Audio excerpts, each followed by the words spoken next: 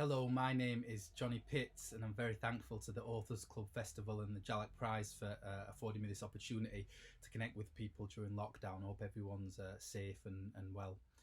Um, I'm usually based in Marseille, but I'm actually back here in my childhood home, isolating with my family. And we're in my childhood bedroom right now, which is actually kind of where my book, Afropean, begins. The prologue set in Sheffield. So I thought I would read a little passage from that chapter. I was born black, working class, and northern in Margaret Thatcher's Britain. The area I grew up in was Firth Park in Sheffield, which takes its name from the industrialist Mark Firth, a major player in the steel industry during the Industrial Revolution, whose family also part-owned the once famous cutlery firm Firth Browns, where generations of my family were employed. Firth Park was developed in the 1870s to provide workers and their families with a place to live near the factories they worked in.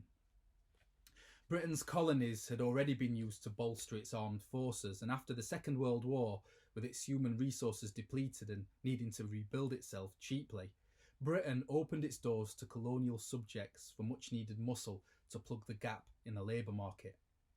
What the post-war government in Britain didn't count on, however, was that it wouldn't be so easy to uproot these workers once they'd served their purpose. The British Empire had conquered much of the world, and colonisation was often justified as a means of civilising the colonised workers, or in other words, making them British. So not only did the workers feel they'd earned their right to stay, some of those first immigrants saw themselves as Brits heading home to the motherland. They'd been taught to speak, act and think English, applying themselves to learning Britain's history and geography, while their own folklore, religions and wisdom, born from the landscapes or journey of their ancestors, were dominated and demoted. When the war was over and normal life slowly resumed, the presence of black and Asian men and women was met with resistance, few bothering to really question why these new communities might be here in the first place. They were here, of course, because Britain had been over there. Successive British governments did not properly explain this. Those in Westminster didn't have to deal directly with these new arrivals, didn't have to work with them or foster the kind of goodwill it takes to connect with people from other cultures as neighbours. This bridge was left to the working classes to construct, or, as sometimes happened, refuse to build. More cynically, these new communities were visible scapegoats to be used at will for any societal failings.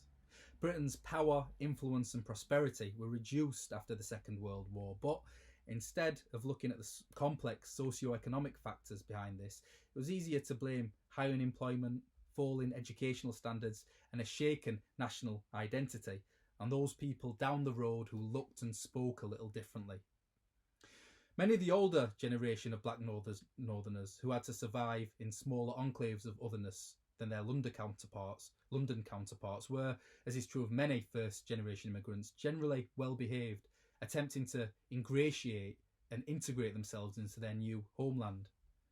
But I never felt the need to apologise for my presence. The multicultural makeup of Firth Park, where I grew up, comprised not only a white working class community, but established Yemeni, Jamaican, Pakistani and Indian communities, and later more recent economic migrants and political refugees from Syria, Albania, Kosovo and Somalia.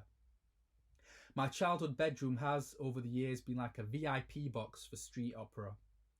From it, I've watched everything from Diwali and Eid celebrations to reggae parties, joyriders, gangland shootings, rap battles, Yemeni weddings, and every so often Prince Nazim Hamed's red Ferrari parking up next door. Our neighbour Mohammed was a relative. This was no multicultural utopia in the conventional sense, but it was alive and convivial, entrepreneurial and dynamic, built upon the tolerant atmosphere that comes with sharing a space daily with other people with diverse beliefs and cultures. I was proud to be from Firth Park because many of the neighbouring and more homogeneously white areas of lower socio-economic status that surrounded us were post-industrial carcasses harbouring boredom, depression, paranoia and demoralisation. Firth Park was anything but boring. It was rough, but it was full of culture and community spirit. So that's from my book, Afropean. After Sheffield, I go on to Brussels, Paris, Moscow, Lisbon, Marseille, Amsterdam, Berlin. And I suppose I was looking for areas like the one that I grew up in, parts of Europe that weren't exported in the national narratives of each country. So I hope that people will see a different kind of Europe that is often under or misrepresented. So thank you very much.